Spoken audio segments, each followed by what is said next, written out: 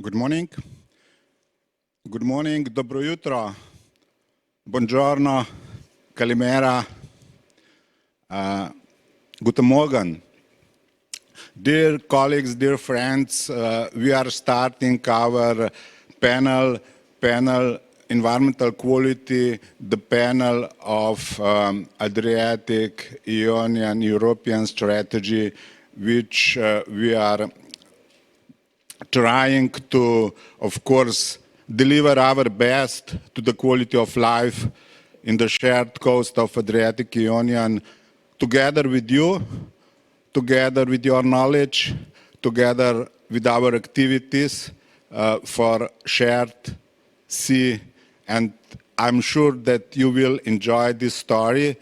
And I, as your chairman, I will try to do my best to, of course, invite our great panelists to this story to tell you what we are doing together to enhance, to improve the quality of life along the shared coast of our beautiful Adriatic Ionian Sea. Let me first I will start, of course, to introduce my colleague, co-coordinator of Environmental Pillar, Sena Toprasic, who is, of course, the driving force of, let's say, half of this story. And Senat, you will, of course, tell us your experience, your vision, and, of course, your priorities which you are facing and what you are doing to contribute to this great story we are, of course, enjoying now. And Senat, please, the floor is yours. Thank you, Mitya, and good morning, everyone. I would like to thank you for excellent organization of this meeting and for the excellent work last 6-7 years we are facing with a really challenging situation, and we prevail all the problems, and now we are on the right way, and hope we will implement this strategy and develop another actions that will improve our environment, and this is important, of course, to improving quality of life. It is my really pleasure. It is my great pleasure to participate at the panel session on activities regarding Pillar 3, environmental quality, on the 6th Outside Forum organized by the Slovenian presidency. I would like to thank Republic of Slovenia, Mitya, also to Andrea, to Istok, Emilia, Maya, all of persons that are included in our activities, to thank for the excellent organization, all activities and this, especially this outside forum. And also I would like to thank them for all support they provide to the non-EU countries in the implementing process this important macro-regional strategy. Non-EU or Western Balkan countries via Pillar 3 define its priorities and propose project activities that are in different phases of implementation. It is important to inform you on Sofia Declaration adopted by the Minister of Foreign Affairs in 10th of November 2020 in Sofia, and adopted some kind of green agenda for the Western Balkan country that has to be implemented in actions in the following 5 pillars: climate, energy, mobility. First pillar, second is circular economy, third is depollution, fourth is, even we can discuss about the depopulation, especially in our countries, and then fourth, sustainable agriculture and food production, and 5, biodiversity. Implementation of these priorities needs strong action that will improve quality of environment, that is actually precondition for the improvement of quality of life. European Union promised huge support in funding in the implementation of Sofia Declaration priorities for the Balkan countries. So we need common action, EU and non-EU countries. Since we are working in the pandemic time, it is important to remind you on our capacity that are very, very weak and lack of in each sense, and we need really, really huge support in that sense from the European countries, from the experts, from the persons who are in charge for these activities, and that could help us to prevail the project, to prevail the problems we are facing now. In that sense, I am free to ask support by EU experts and implementing agency to work together and implement priorities. First, we have to define something what is feasible for our countries, and then we can create possible actions and measures that will be useful for each countries. You have to know that Western Balkan countries has no same capacity. Maybe Serbia has a huge capacity, but Bosnia and also Macedonia and the other countries has no too much persons to accept support, which will be very, very huge, as I heard, between 9 and 27 billion euros for the green agenda, which is really great money, but we need somebody to help us to spend it in the right way, to increase, to improve environment, to reach good environmental status, and to work towards EU integration in the implementation of the EU acquis. Also, besides Sofia Declaration, we are working on development of several projects and programs. So some of them are green and blue corridors as a precondition for the improving environmental quality, establishing protected area and promote of the tourism, as well as other sustainable activities that will contribute to the European integrated process of the Western Balkan countries. In that regard, I would like to inform you that we are in Bosnia and Herzegovina organized 2 weeks ago 3 days national meetings on contingency planning, showing our connection with the Barcelona Convention. We prepared and adopted NDC, National Determined Contribution regarding climate changes, in which we increase ambitions in the greenhouse gas reduction of emission. From the INDC, it is 3 times more than we proposed in 2015. Western Balkan countries work to reach good environmental status protected area to be able to use ecosystem services on efficient way. Promoting eco-connectivity, creating new blue and green corridors in Western Balkan countries, Sava, Drina, Vardar rivers, Sedoni, and Skadar lakes, and other rivers and lakes in the macro region. With these activities mentioned today, we will try to fulfill some actions to be able to reach the economic recovery and convergence with EU environment and climate policy. For those, we need inclusion of the top management in the project and program activities, public awareness, capacity building, transfer of knowledge, feasible projects, proposals, inclusions of all stakeholders, and clear and predictable funds and transparency. In these activities, I feel that monitoring, reporting, and verification in some way has to be established and included by some kind of permanent or temporary standing committee to follow the implementation of the green agenda for the Western Balkan country, and inform EU and outside on finding. Thank you very much for this, for your attention, and I will be here with you and wish you all the best and hope we will find the best from from your presentation. Thank you.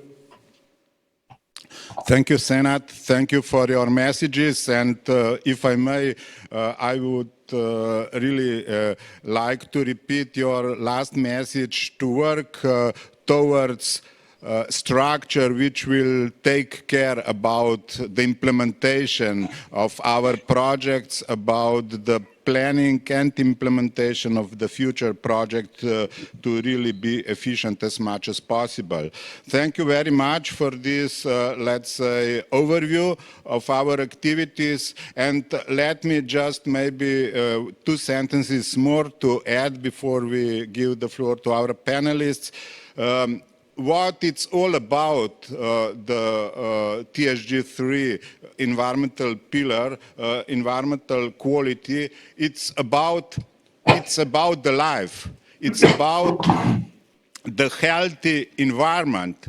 If not now, when they to understand the healthy environment, it's prerequisite for the quality of life. It's not just about the life per se, it's about the security. It's about the water security. It's about the food security. It's about the climate security. This is all about environment. It's not just for the strange green freaks to think that the green is important and, you know, bird watchers. It's about the ecosystem services and goods which are essential for our surviving on this planet and to share the, let's say, assets of our environment with our neighbors on fair way.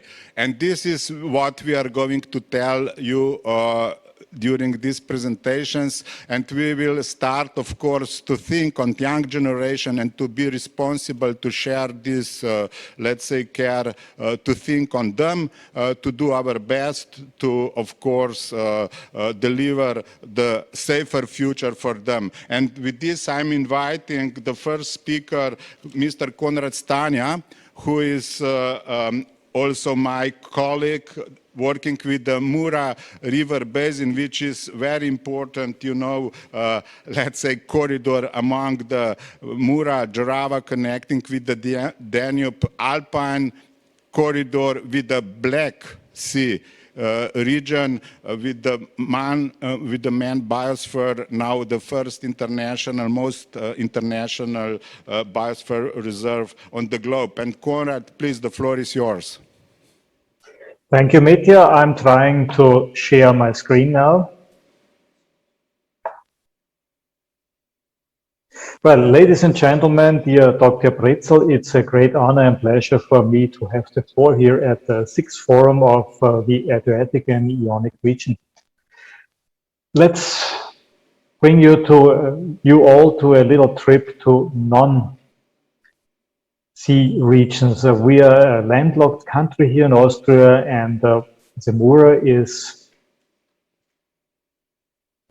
one of our rivers at the southern borders of Austria, and of course this border is quite new.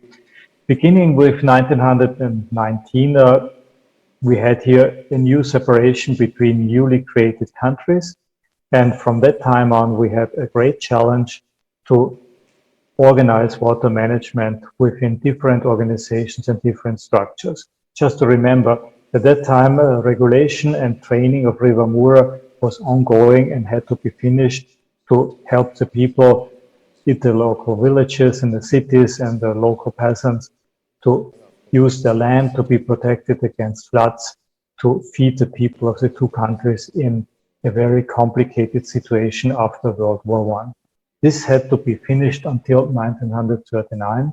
Of course, from an actual point of view, this may be a little bit questionable. In 1939, Mura was a complete regulated river, which it is in main parts in the border region until now as well.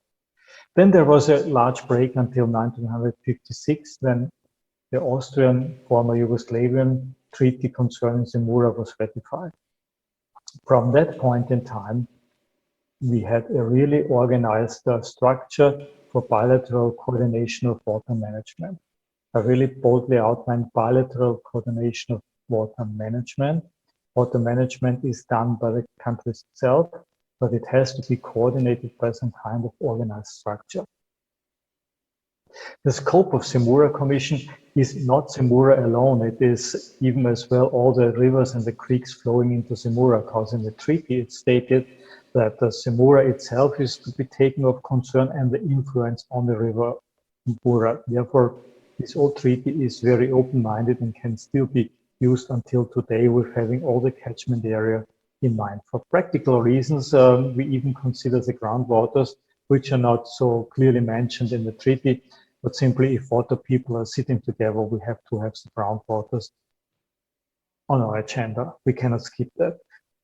As well with all the other broad range of issues, ranging from all the maintenance of the existing waterworks, of the regulations, until water quality, which was a very, very huge issue in the 50s, 60s until the 80s, and which is a great deal. It is solved now.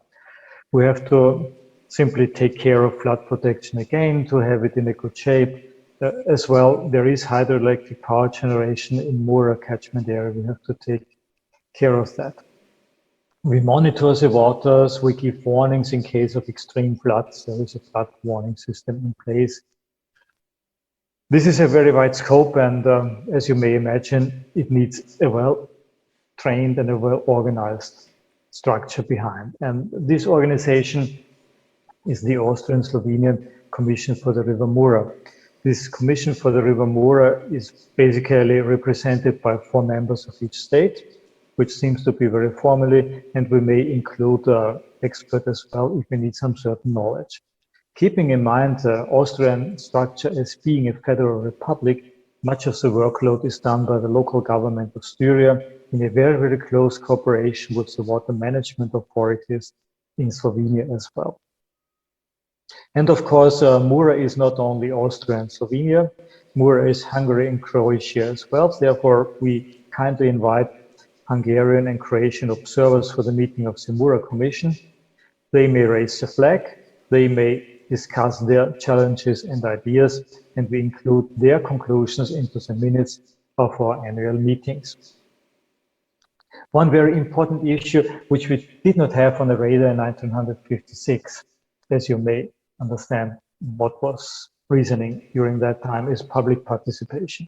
But this is a very, very important issue for us. We recognized it many, many years ago, and we discussed how to do that. Simply, again, repeating, old treaty, not mentioning public participation, simply we had to invent it. And there we invented the so-called Mural Forum, which is a public sector, as in other multilateral commissions, for including all the ideas of the local peoples and interested organizations. Let's name all the stakeholders. We organized the first Mural Forum in last year, in September, with this small window of opportunities between the wave of COVID-19 pandemic, where it was possible to bring people together in one room, very carefully, very taking care that nothing happens in such a setting. It was a very open, very interesting discussion, and it was really, really very helpful to feed in all the ideas of the interested people, organization into the work of the Commission. In the next meeting of the Commission, we discussed each item raised at the Mural Forum. We found some conclusions. We are still a little bit in a progress, as I suppose, to feeding back all the information. There was this COVID-19 pandemic, which messed up a lot of our work. Well, next Mural Forum will be in September 2021 again. I hope we can see personally, in person, all the interested people and organizations in the Mura region. I hope COVID-19 will disappear until this point in time. Well, future outlook. If you have a future outlook, just look a little bit back to the past and what changed in the past. There were so many tremendous things we had to raise newly during the last 20, 25 years, which were not on the radar at that time. But simply we were able to do that, to go ahead, to feed in new topics in the discussion of the bilateral commission, not only talking about flood protection, talking about ecology, about structures, about sediment transport, and so on and so on.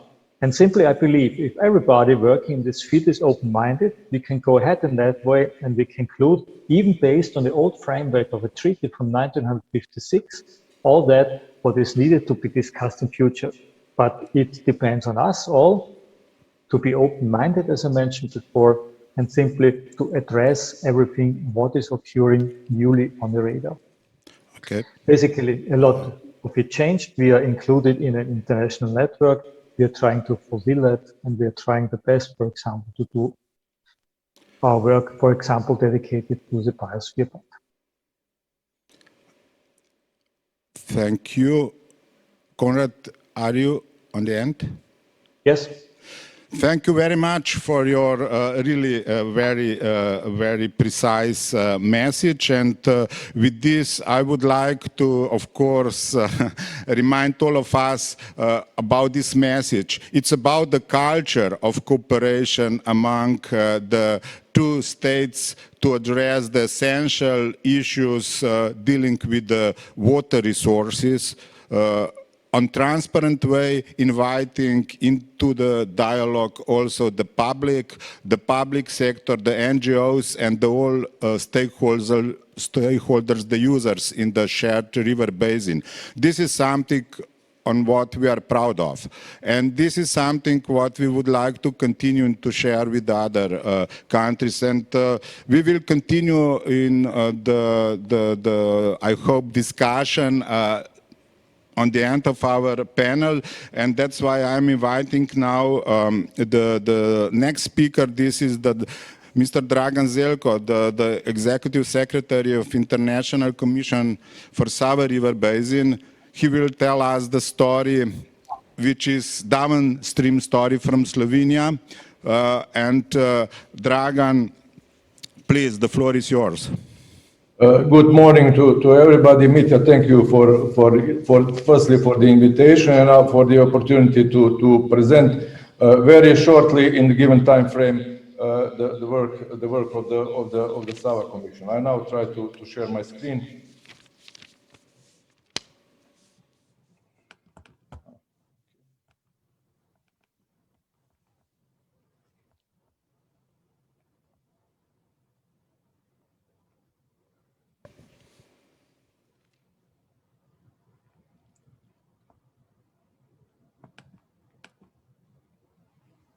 I hope it is okay that you can see it. Yeah. Go ahead. Okay, so thank you. Firstly, I will say a few words about the Sava River Basin for those who are not familiar with that. So the Sava River Basin, with its surface area of 19,000 square kilometers, can be seen as one of the crown jewel of European nature, with its 176 sites important for biodiversity conservation, out of which there are 9 national parks, 7 parks of nature, and 7 Ramsar sites. Also, there are several UNESCO World Heritage sites in the Sava River Basin, and I would like here to point out, among others, the Central Posavina region, a large, let's say, semi-Antarctic region with mixed heritage, so nature and culture. And also, I would like to point out here that that the largest alluvial forests are also in this area. So I will not go further in details about the Sava River Basin because of the time, which is very short. And secondly, I would like to say that the cooperation in Sava River Basin is based on the framework agreement on the Sava River Basin, which is in force since 2004. With key objectives, which is sustainable development of the region through transboundary cooperation in the frame of its implementing body, which is the International Sava River Basin Commission. For those who are not so familiar with the SAVA Commission, it is probably interesting to say that it is the only commission in Europe dealing with water management and navigation.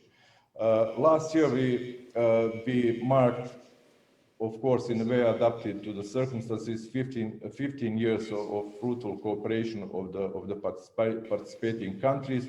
And this is good opportunity to recall only some selected results, starting with preparation of Sava River Basin Management Plan, also flood risk management plan in the Sava River Basin, and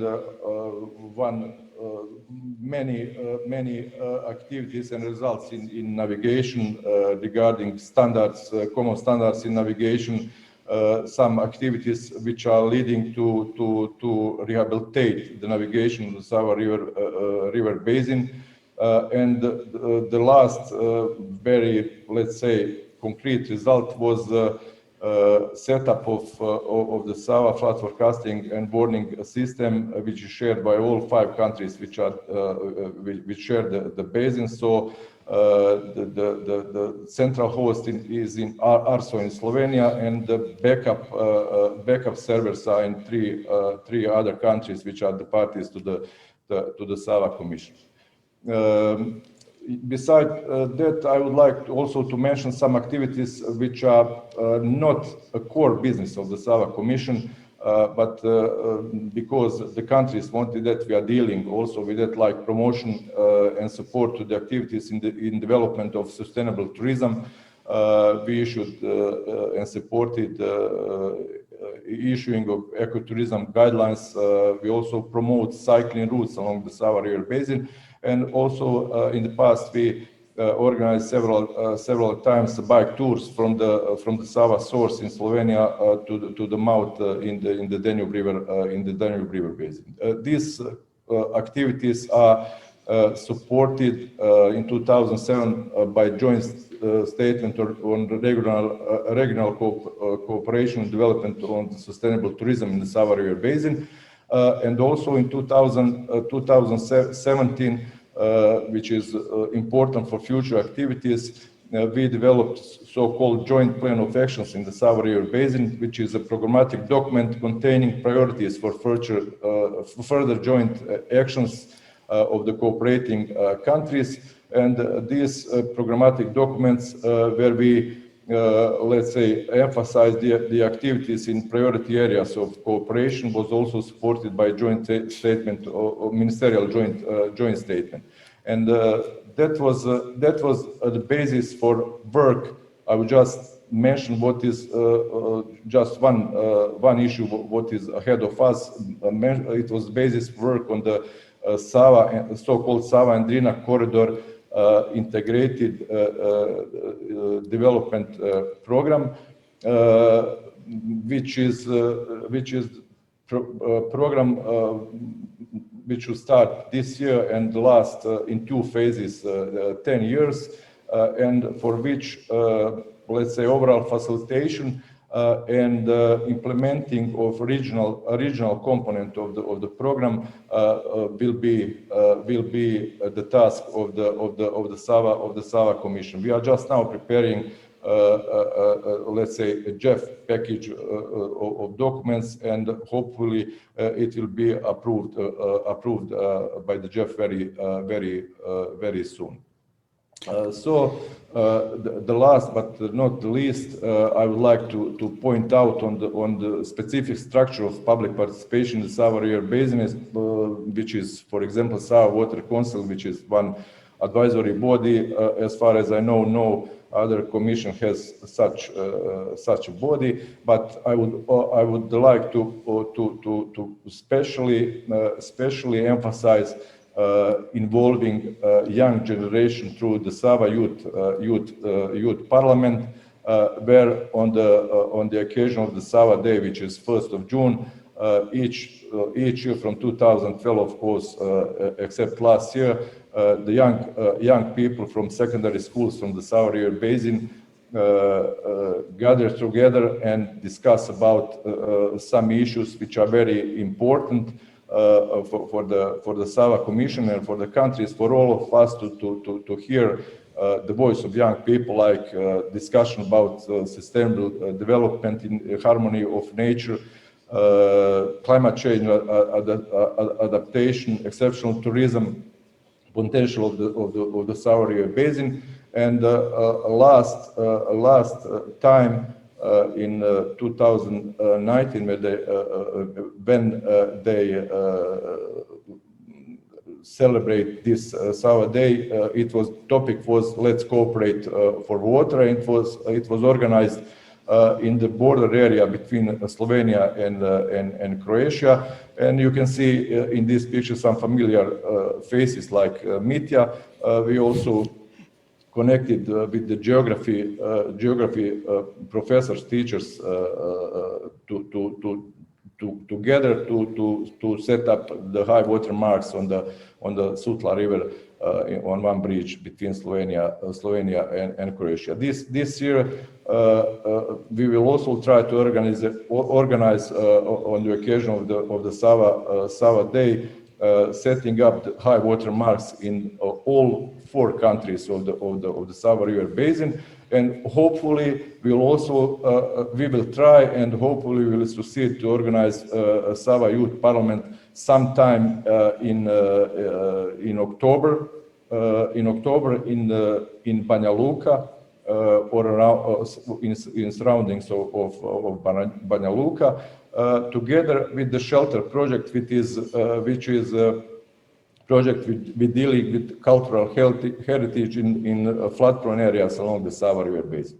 Also, I would like to, at the end, I would like to emphasize that all our countries are also members of EU SAIR, and that we are ready for transfer of our experience to other basins, to other countries, and of course for participation in the project of interest. Thank you for your attention. Thank you, Dragan. Thank you also for this last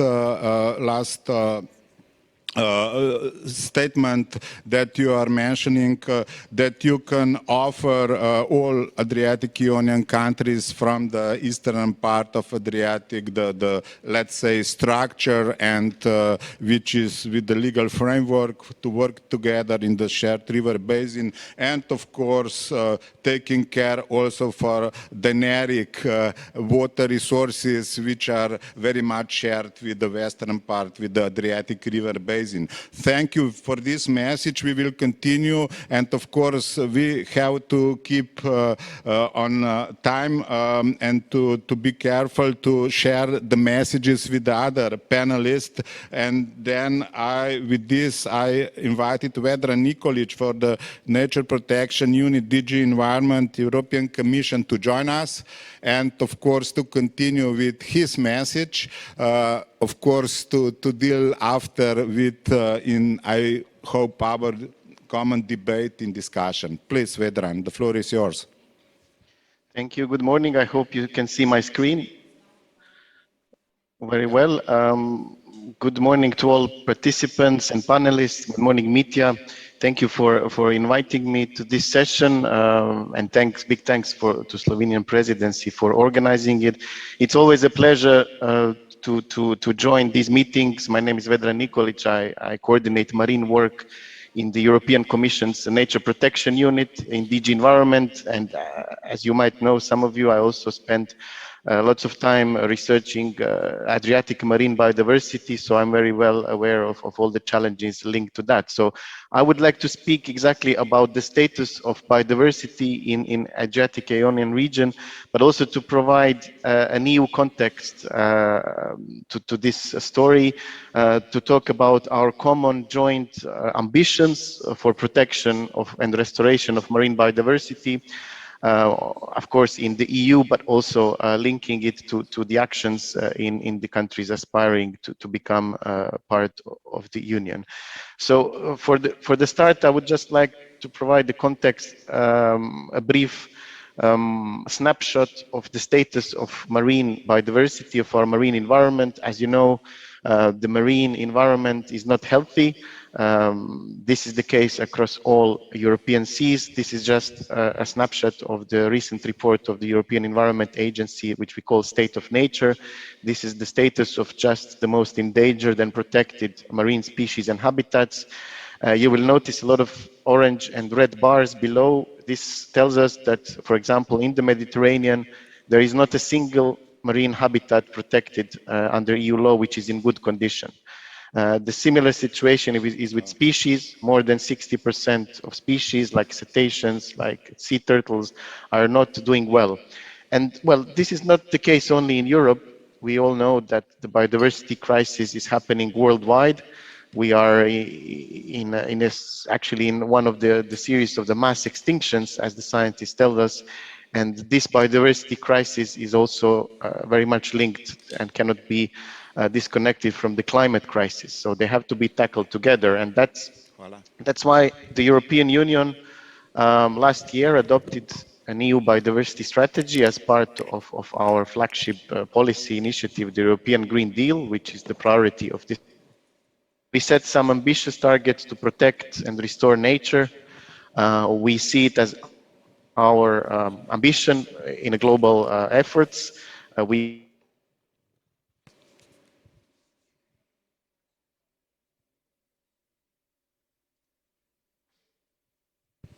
changes so that we can halt the biodiversity loss. Now we'll just provide a few headline targets which are relevant also for the actions in the Adriatic-Ionian region. This concerns targets of the biodiversity strategy on protection of nature. There are 3 of them. They are very simple here on the screen, but behind them there is a very significant ambition. We want by 2030 to legally protect 30% of the European Union's sea area as marine protected areas. Not only that, we want to strictly protect at least a third of these areas, so 10% of EU marine waters. We want to have strictly protected, focusing on areas of high biodiversity value, on those areas important for mitigation and adaptation to climate change, and for disaster prevention and our fish stocks. For example, these are seagrass meadows. And we want to effectively manage all of them by defining clear conservation objectives and monitoring them. Now, these are huge efforts, but they are in line with the scientific recommendations put forward by leading world scientists, which tells us that this much protection is really needed if we want to halt the biodiversity loss. But not only that, if we want to enable our society and our coastal communities to exist, to be able to fulfill all the socio-economic goals which we strive for. So like Mitya said, this protection is not only for the sake of environment, but for our own sake. Now, you wonder what's the gap between the current situation and these ambitions. Well, the gap is big. Here you can see that we are at about 12% of marine protected areas in Europe currently. But in the Adriatic and Ionian region, there is an even lower coverage than that. About 6 to 8% of these 2 sea basins is covered by marine protected areas, the largest contribution being by the European Natura 2000 network. So essentially, we need to expand 4 to 5 times this coverage to reach the goal. But even biggest gap exists on the strict protection. And we know that strictly protected areas are the best areas that can best protect biodiversity, but also that give greatest socioeconomic benefits in terms of, for example, fish stock recovery and so on. So we want really to increase these areas, but currently the area covered by strict protection is negligible. It goes at about 0.1%. So essentially they do not exist, and big efforts are needed in that regard. But there are also big opportunities in these sea basins. We still have large areas covered by Posidonia meadows, by coastal lagoons, by shelf sediments, all of which are important for climate change mitigation or fish stock recovery, like an example, recent example of protection of the Pomo pit in the Central Adriatic. So we have examples how to move forward. Now, this is just a map showing the situation and distribution of marine protected areas in these 2 regions. You can see, well, there are marine protected areas, but there are also huge gaps. Mainly you see offshore in the middle of the sea. While we know, for example, that the Northern Adriatic is the most important area for loggerhead sea turtles in the Mediterranean. They come here from Greek beaches when they hatch, they come here to feed and to spend winter. So there is big need to protect these important areas. And I will not mention many other areas important for fish stocks or big extension of coastal shelves which store large quantities of carbon. And you might have noticed the recent publication in Nature which says that trawling in the Adriatic actually is a hotspot of trawling in the world, and this makes a huge impact on carbon storage capacity. So there are lots sorry about the time. Yep. I would kindly ask you to, and we will continue in discussion, of course. Yes. I'll just finish with my messages on effective management of protected areas. We of course are not interested in paper parks. They not bring any benefits for biodiversity. And we are doing a lot of activities in the Commission to enhance the management of marine protected areas. But what is more important are our efforts also on restoration of nature through the forthcoming legally binding restoration targets and action plans to conserve fisheries resources and protect marine ecosystems, to limit trawling, and to implement fisheries management measures. So just let me to finish with a few messages on the role of the countries all together in the EOSER. Well, all EU member states have endorsed the strategy, but also we hope that our friends aspiring to join the Union in the accession countries will follow with the same level of ambition. But now it's really time to get to work, because countries will come with their pledges for MPA designation as of next year. We will work together to really make sure that we create this new and effectively managed network of marine protected areas. But this can be done only by a coherent approach across member states. So there I see the big role of this strategy in coordination and pushing these ambitions forward.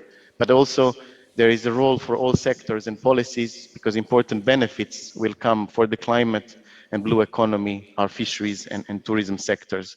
So there is a need to include this in our planning, but also to draw on funding opportunities available from the Union, both for EU and non-EU countries. So thanks, Mitya. Sorry if I was a bit long, and that was all from my side. Thank you, Vedran. Thank you. And the messages are very clear. If I may add, Vedran reminds us that marine protected areas are essential for the future, the healthy of our sea, for, let's say, also food security. Let's say it's biodiversity, it's on the other hand food security and healthy food. So with this I would invite all to really think, and Vedran said planning, and marine spatial planning is a tool which is now obligatory. Please think about this message and still please react and be concrete. We will continue in our discussion, and now I'm inviting now Mr. Alberto Baruse, professor for Department of Biology, University of Padova, and Liliana Vigintin to join us and to tell us about the importance of ecosystem services in shared sea. Please, the floor is yours, and please keep it strictly time frame, please, and your message we are very much looking for.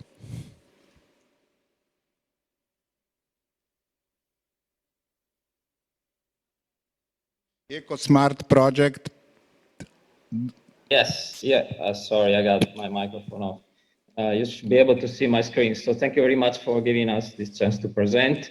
I present also on behalf of my colleagues. Liliana's not here. Colleagues from the University of Padova, as you can see, and the Science Research Center Koper in Slovenia. And we'll tell you about this EcoSmart project, which is about improving ecosystem quality and climate change resilience. I think the previous talk really set the stage for my talk, which is basically a pilot application on how we can adapt to climate change in the Mediterranean region.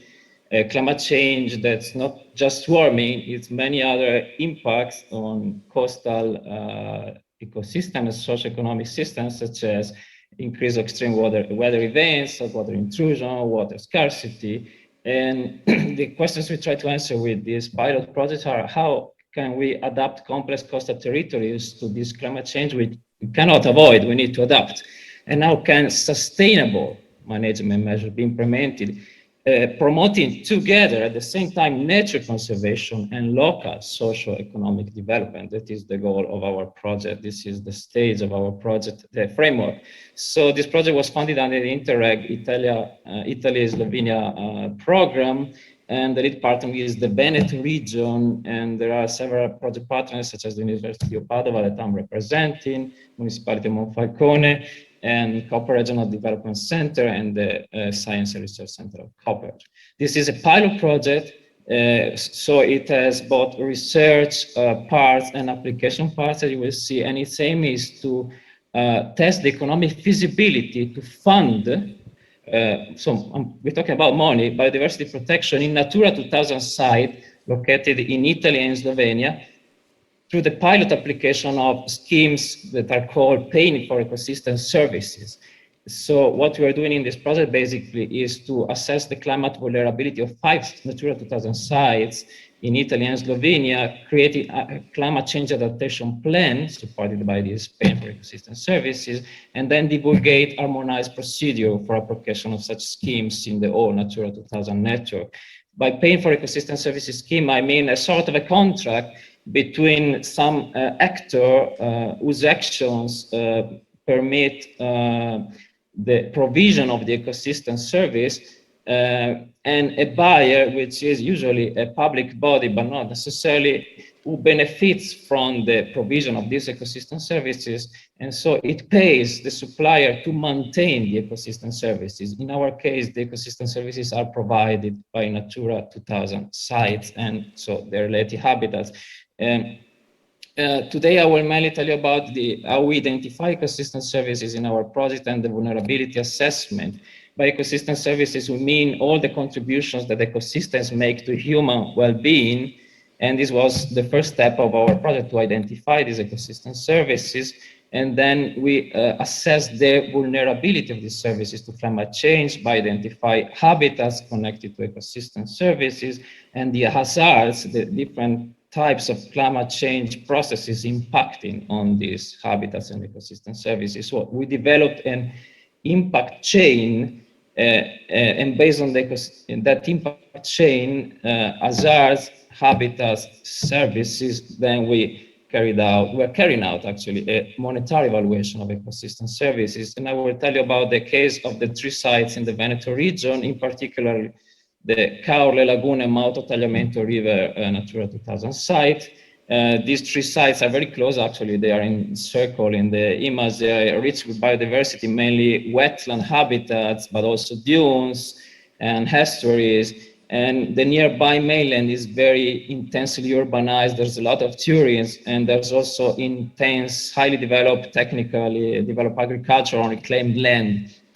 The first thing that we did was to involve stakeholders, local experts, and we listed all the possible ecosystem services provided by the habitats in those sites, and we identified the most relevant, so the ones providing, based on also local expert judgment, the highest provision of services, the one that could be impacted potentially by climate change, and the ones that there were stakeholders for those services, because we need stakeholders to develop these paying for ecosystem services schemes. And then we, based on another surveys involving stakeholders. Alberto, may I just kindly ask you to really focus for conclusions, because we need to discussion is the focus of our presentation. Okay. So I will skip basically the analysis. What we did was to identify these chains of impact between hazards, habitats, and ecosystem services, and those are functional to developing these paying for ecosystem services schemes. For example, in the case of the Caorle Lagoon, we are developing schemes to protect natural dune defense systems, which protect the mainland from storms through coastal nourishment and dune conservation and restoration. What I couldn't show you because of time reason is that we developed a novel approach to identify climate vulnerable habitats related to the impact chain of hazards on ecosystem services. And of course, stakeholder engagement, local actors were fundamental to inform such approach. Our evaluation was strongly based on their experience because there's not a lot of science on this. There's a lot of uncertainty in climate scenarios on very fine scale in the case of the Northern Adriatic coast, and of course this impacted our quantitative evaluation, but nevertheless, we think that this payment for ecosystem services schemes that we are developing can really support nature conservation and a sustainable management of territories, because we basically create a market around ecosystem services in Natura 2000 habitats, which unfortunately do not receive all the fundings they deserve. And the benefits that these habitats provide will be increased by protecting these habitats more. And of course, my final message is that to exploit the potential of ecosystem services, there is a need to adopt an ecosystem approach in planning and management of coastal and marine resources. And this is why this project is also an important part of communication, education, development of adaptation plan together with local decision makers and stakeholders, because we need to educate decision makers about the importance of these tools, which have multiple benefits for nature and local sustainable development. Thank you. Alberto, big thank you. The message is that biodiversity, the ecosystems and ecosystem approach is very much connected with the social dimension, with, let's say, human dimension, with our responsibility first to understand and to implement via appropriate sustainable use of coastal and marine resources. This, I hope, will be the discussion which will follow, and I'm looking forward, and I'm inviting exactly now the Stella Chiuelu, Department of Economic and Regional Development from Greece, to tell us about the sustainable fishery, which is, of course, the very much traditional way of how to use sustainable coastal and marine resources on traditional way. Please, Stella, the floor is yours. Thank you very much. Do you hear me? Yes, very well. Okay, okay. Kalimera. Hello, everyone. Kalimera. I'm really happy to be with you. I will mostly give some messages about not only fisheries, tourism and environmental protection or MPAs, but in general about the multi-use concept. Which has other also implementation implications during the MSP process. As you said, this is mostly important. So the MU, the multi-use concept, which is I would say innovative concept and process, is about a radical concept change, a radical paradigm change, passing from the exclusive resource rights to the inclusive sharing of resources by one or more users. And there is the hard and the soft MU. That is, the hard is about MU platforms, hard infrastructure, infrastructural integration of fixed structures, whereas soft MU is about the combinations that promote co-location, coexistence, peaceful coexistence of uses when an existing infrastructure is used without major modifications. And these are mostly met in the south, mostly met in the Adriatic Ionian Sea, involving fleeting uses, e.g. small-scale fisheries, tourism, MPAs, underwater cultural heritage, maritime cultural heritage, and so on. From its definition, multi-use promotes synergies and positive coordination between different sea uses and between users and uses, fishers, for example, and MPAs on the marine space. It favors win-win options in MSP that usually follows annoying and costly trade-offs. We know that. and this hampers the implementation of MSP. The European Commission has invested already in the MU in the MU concept, and through a series of projects, and she demonstrates a real commitment, a strong commitment to further investigate sustainable multi-use. About the status of multi-use on national level in the Mediterranean, I will give just the example of Greece, where the MU concept is not yet included neither in maritime spatial planning laws nor in strategic policy documents. Why? Because there is a dominance of terrestrial spatial plans, the ειδικά χωρικά σχέδια, favoring exclusive rights of highly competitive and expansive maritime activities, e.g. aquaculture. In general, our laws, MSP laws, ignore the concept because, of course, of this, and this situation receives a lot of criticism by various stakeholders, including SSF, the tourism industry, and the local authorities. Do SSF need the multi-use settings? Yes, the answer is yes. They need it because the fishing income is increasingly shrinking, and this is exacerbated by the COVID-19 crisis. Greek fishers either abandon the activity or seek opportunities of alternative or supplementary income sources, and they are gradually acknowledging that their fishing activity should be broadened by aiming on innovation and diversification. There are the positive perspectives of fishing tourism development? The answer is also yes. In Greece, yes, but also in Northern Adriatic, and we know very well that this activity, fishing and tourism, and within MPAs or close to MPAs, is quite developed and very professionally developed in Italy. The multi-use involves the professional fishers hosting tourists on their fishing vessels to realize and become familiar with local fishing traditions, and it is combined with some form of environmental protection, of nature conservation, education, sustainability measures that are applied during fishing tourism activities. To conclusions, please, Stella. Yes. The inclusions, thank you very much, come from a study, a co-development process. This is not a study. It wasn't the assessment of the multi-use fisheries tourism MPAs in Greece using the DABI method. The DABI method is about drivers, added values, barriers, and impacts. And I will just show you some all these factors have been analyzed, but you see there environmental decrease of fishing effort as a means to cope with overfishing. This is a driver. Another driver is environmental education awareness raising within or close to MPAs.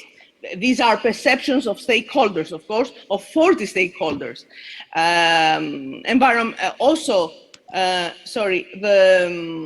Here you can see also environmental pollution, marine rubbish, environmental there, about the added values, opportunity for the limited fish stocks to recover by reducing fishing effort and by supporting MPAs, and raising awareness of tourists on issues related to the negative environmental impact of fishing. So we go now to the concluding remarks. Very briefly. Okay, very briefly. The main comment that I would like to stress here is that we need the willing involvement of the main actors, that is the fishers themselves, in the conservation, planning and development processes. And this raises justice and equity issues. We need monitoring of the marine environment in MPAs with the participation of fishers, through a participatory procedure. MPAs on their turn become a precious fisheries management tool, and this will hopefully be a non-antagonistic relationship, a reconnection of nature and culture in the marine space to promote synergies instead of conflicts between humans and nature. And this can redefine the role of fishers that under equitable conditions can be also defenders of the marine ecosystems and key actors for the sustainable management of fish stocks and ecosystems in the protected areas. Towards the maritime cohesion, this is a research of our lab. We are working on the concept of maritime cohesion on a triple model: efficiency, quality, and identity. And we strongly believe that scientific dialogue and practice show that environmental and social sustainability, equity, blue justice, and cultural values are mostly important for an efficient implementation of maritime spatial plans. We are finishing. Some key messages. Okay, some key messages that are coming from a very recent webinar from the European Commission, European MSP platform, and the MSP Med project tell us that it is feasible, this can work in the Mediterranean, and concerning the EU SEAR, actions to facilitate multi-use should be undertaken also by the EU SEAR macro-regional strategy, that can be used as a dialogue space and a funding opportunity to develop multi-use common practices, regulations, licensing procedures, safety provisions, training opportunities, etc. So thank you very much for your attention. I think I have respected a bit time, no? Thank you, Stella, for very, very clear and important messages. We are count on you on discussion and the follow-up, because this is essential for really to demonstrate the change, and we count on you. So be with us, not just on the panel and after, but we are looking forward for the discussion. With this, I am inviting Mr. Fabio Valrola, Adria Pan and MedPan member. Please, Fabio, the floor is yours. The importance of marine protected areas as a tool. Thank you for the invitation. I take the screen and okay. Thank you very much. I'm Fabio Vallarola. I talk for AdriaPan and MedPan. They are two different organizations for protected areas network. One works in Adriatic Sea and the other one for all the Mediterranean. What I want to explain you that the network of protected areas is important for the conservation of biodiversity. And it started from the beginning of 80s, when the European Union started to make laws for the protection of the birds' migration. And it is important at the same time the migration of animals in the sea. So it is most important situation of the network inside the habitat of the sea, of the oceans. So now the Marine Protected Areas Network has a correct definition that talk about the ecological questions, but also about social and economic benefits. And the MedPan works about this kind of benefits, putting together different marine protected areas manager and authorities. There is two different form of creation of network. The one is the one that everybody knows, the Natura 2000 program in Europe is one of the most important in the world, which is a top-down organization. The European Union asks the country and the region to create a network between existing protected areas or new protected areas. But the problem is that the Mediterranean has two sides, the north one and the south one. So working with the stakeholders since the 1990, the MedPan tried to put together MPA experts for a bottom-up network. And at the moment there are more than 70 marine protected areas members of the MedPan from the north and the south of the Mediterranean Sea. So it's quite important to help the MedPan to grow because it's a good system to the protection of biodiversity for all the Mediterranean Sea. And I don't have the time to explain you exactly the mission of MEDPAN, which is the mission to put together the manager of protected area. Several foundations support the MEDPAN organization. There is a governance inside with the board of directors, which I am honored to be part, which is the center of the organization. And now we are working on several projects. I just scroll the project very quickly because I don't have the time to explain what we are working on. But all the project has connected with the necessity of protect the biodiversity of the Mediterranean Sea. And now all the effort of the MEDPAN is to create a regular training program for marine protected area experts in 5 centers, which are distributed in the Mediterranean Sea like this. We have in the area of the European, of the macro region, Adriatic and Ionian macro region, one in Briuni National Park and one in Zakynthos Marine Park. And the idea of MEDPAN is to follow the developing of the program that Vedran Nikolic talked about before. Fabio, please to conclusions, please.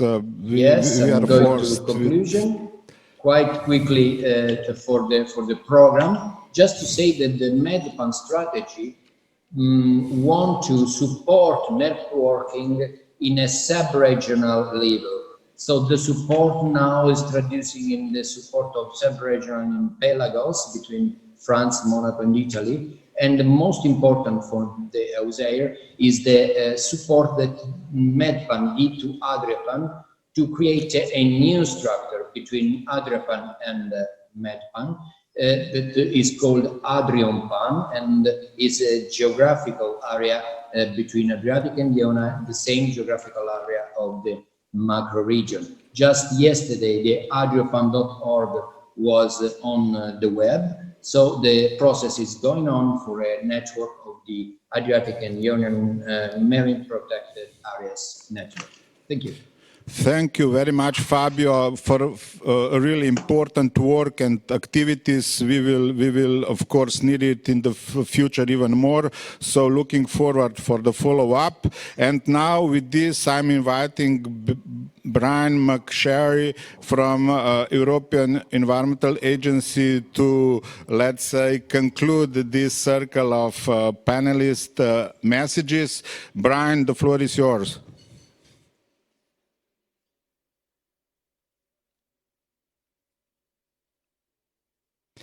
And of course, keep time, please.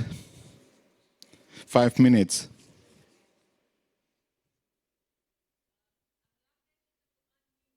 Unmute, please.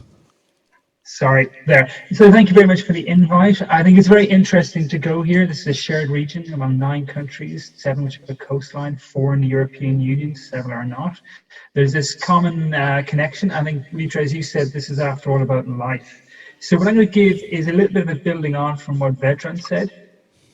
What we can see here is, I'm sorry, my slideshow didn't work. Yes, we can see here the Mediterranean Sea and the Adriatic Ionian are under a lot of threats and pressures. We can see this is an extract from a report we did called Marine Messages, where we can see the condition of the sea, and we can see here the different colors, oranges and darker reds, which show that these are areas where there's moderate, poor, or bad conditions.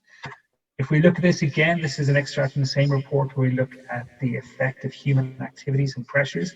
We can see there's a bit of a graduation from north to south, but again, the darker the color, the more intense the activity and pressure, which we know then leads to poor biodiversity.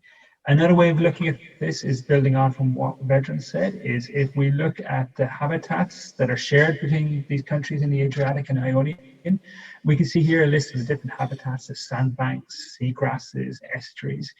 We can see they're often poor or bad in terms of their state of biodiversity, or unknown in some cases where there's just a general lack of information.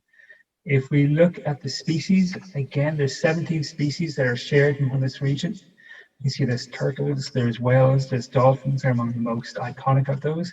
Again, is many bad or poor or unknown? So this is quite clearly showing us that the condition of the environment in the Mediterranean and seas of all of Europe, in fact, is quite poor. However, I don't want to be all doom and gloom. I think there are a lot of solutions we can have for this. And a shared solution for this is one that was outlined in several of these presentations. It's about protected areas, marine protected areas. So we know the EU biodiversity strategy has an ambitious target of 30% on land, 30% in the sea, but 1/3 of that is to be strictly protected.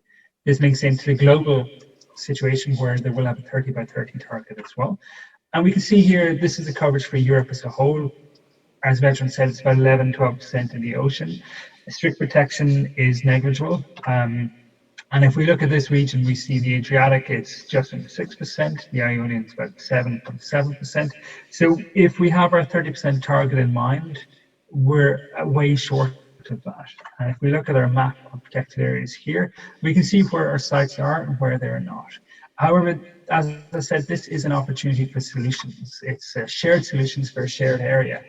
We can think about expansion of the MPA network. This should include strictly protected areas. We should consider the connections between these. All of these species, they're mobile. So you can't protect it in one place, you've got to protect it in several different places. But it's a shared solution to a shared problem. We also need to then consider how the connections between land and sea with protected areas on land, how they connect to the sea in terms of reducing pollution, for example. But another aspect, again, Vedran said this, but again, it's probably worth reiterating, that we really want to focus not only on expanding the network, but expanding the quality of the network. We have these terms such as effectively managed, which means that we know what the site is for, we know what the threats and the pressures are, we know what measures we're going to take to remedy those. So we're going to focus a lot on the quality, but also the quantity. Again, as was said earlier on, Mitra, I think you mentioned this, MPAs have multiple benefits. Stella said this in her previous presentation. I think it's clear a healthy ocean, a healthy sea is good for everyone. The expansion of the MPA network is by default a multinational process. We all have to cooperate and collaborate together. Conclusions, please. Yes, and that was my main conclusion, that we can expand our network. We should expand the network, and it requires cooperation from all. Thank you very much. My contact details are here, and I'm very happy for the Q&A and any follow-up questions. Thank you. Brian, big thank you to you for very, very structured and precise, let's say, to show us the way, how and what should be the next step. This is shared solutions for shared problems. This is something what we need and to implement. Action is needed. Knowledge is here. Let's do it. And now the last on our list to bring us the message is the member of Slovenian Association of the Geographical Teachers of Slovenia. So Rožle Bratec Mrvar will deliver the messages from the International Teachers Conference, two conferences which were in the Slovenian presidency in June last year and April this year. So Blaž, bring us, Rožle, the message. I hope that you are with us. Yes, I am here. So, can you hear me? Ja, dober dan. Prosim, the floor is yours. Dober dan. Hello. Okay, thank you. Best regards to you all. I'm glad to be here with you. So, as Mitya said, we had two international conferences in the last 2 years. First was climate change last year from 5th to 6th June 2020, which presented findings about the global warming that has a noticeable impact on the water cycle, which is consequently reflected in the change of river regimes, the functioning of the marine and coastal ecosystems, direct and indirect. So see also increased forest fires, damage and change of structure of forests, and increasing number and scale of natural disasters. These findings were the starting point for the next conference, which was held this year from 23rd to 24th April under the title Landscape and Sustainable Development. The educators discussed the importance of knowledge and intergenerational cooperation in planning adaptation measures to climate change in the local environment. Involvement and participation of young people in the processes of enhancing responsible management of local natural resources like water and food, and of designing green transport connections and infrastructures like bicycle, public transport, and so on, should become a common practice at national and cross-border level throughout the Adriatic-Ionian sub-region. Second, the participants of the conference welcomed the Erasmus Plus program, which enables the implementation of USR projects through which the Adriatic-Ionian cycling route is carried out and the operational connection of tourism with traditional forms of fishing and food production in the local environment is promoted. The participants also warmly welcome the initiatives which capitalize on the valuable natural and cultural regional characteristics in the process of planning the sustainable development of this region. And third, in order to strengthen the effective mobilization and cooperation with young people, the International Teachers Conference recommends to strengthen education for sustainable development at all levels, from primary to the tertiary and local, national, cross-border, and also regional level, with major actors like the Ministers of Education and the other competent stakeholders by aligning national and local ESD policies to Mediterranean strategy on the ESD and its action plan. So to this end, it encourages the strengthening of partnership between local communities, school CEOs, and companies for the responsible management of natural resources, emphasizes the need for strengthening intergenerational knowledge transfer among parents, teachers, mentors, students, in order to foster responsible management of local resources and the development of participatory citizen science. Proposes the establishment of Adriatic and Ionian Youth Parliament, following the example of Sava Youth Parliament, with regular meetings of their members once per year before at the USR Forum, and commits to work with stakeholders towards the implementation of this in the future. Commits to promote cooperation in the Adriatic-Ionian region among local communities, schools, COS, young people, providing a sub-regional example of good practice for the Mediterranean by strengthening the cooperation between UNESCO projects and capitalizing on the knowledge and experience sharing with ESD programs of the Mediterranean Information Office for Environment, Culture, and Sustainable Development, namely the MEDIAS network, Hydria, biosphere reserves and protected areas, and those related to water, biodiversity, waste, marine litter, and landscape. And for the end, the future of the Adriatic-Ionian sub-region depends on the achievement of all SDGs, the Agenda 2030, and also on the dual use of the tools and opportunities provided by European Union through the Green Deal and the circular blue and green economy. For the success of the all above, this is a prerequisite at the Adriatic-Ionian Institute should urgently use more effectively this tool. So think regionally, act locally for a prosperous region in a safe and healthy environment. Thank you, Ruslan. Again, thank you very much for the important message from the teachers to the real action. Thank you. With this, I would like just to summarize, let's say, my understanding of your messages very shortly. Let's do it together, address common problems for what? For shared solution, what we heard from, on the end, European Environmental Agency. This is possible. We heard that, of course, environment is very much under pressure and impacts, and we have to act, and this is another message. We have to respond to that, and we do do have the tools. We do have, of course, structure. We do have existing institutions. We do have, for example, a sub-regional story of success in Sava River Basin. We do have transboundary cooperation extremely, I would say, efficient on the Mura-Drava Danube.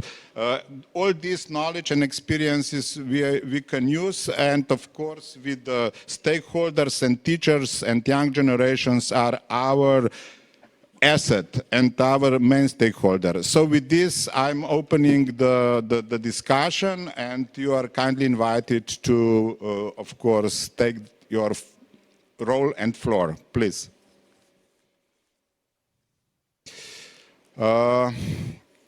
We do have here... Dear Mitya, Yeah. I would like just to say something. Please. I would like to thanks very much to all panelists, and I would also to pay attention on some other issue we had. So we have to prepare next time another concept, or we will have more time for discussion, for presentation, or more presenters or panelists, and or maybe we should have a short time and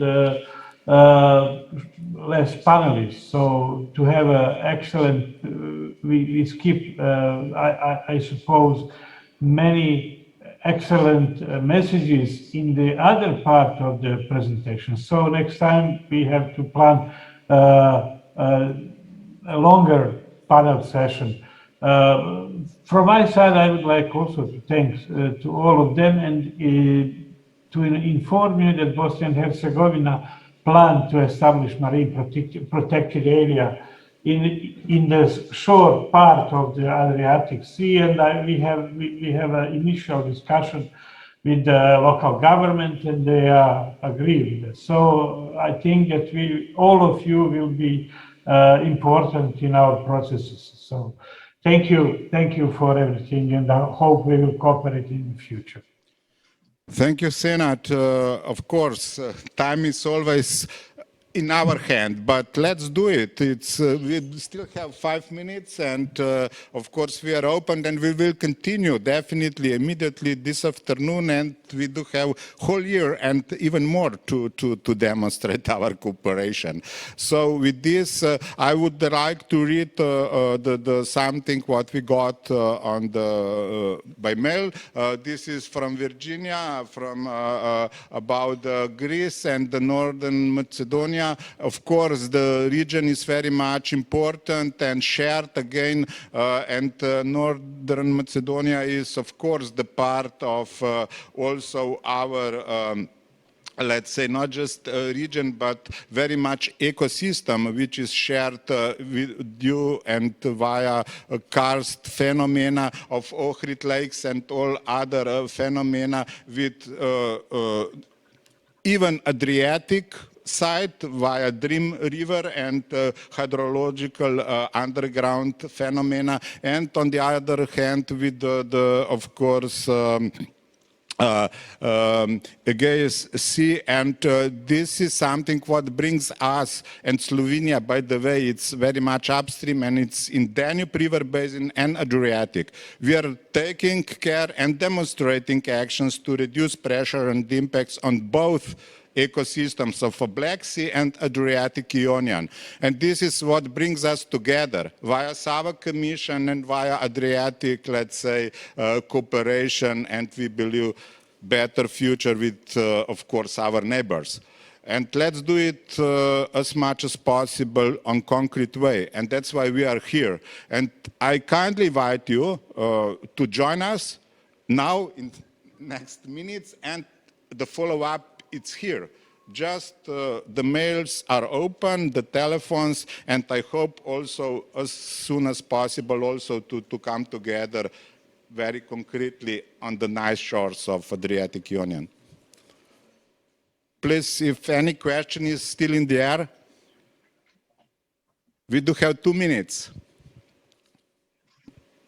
If not, then I would like to thank you all with these few nice pictures, which I believe summarize somehow our messages. And we will do our best to work for it. And the follow-up is in your hand. Thank you very much. Bye-bye.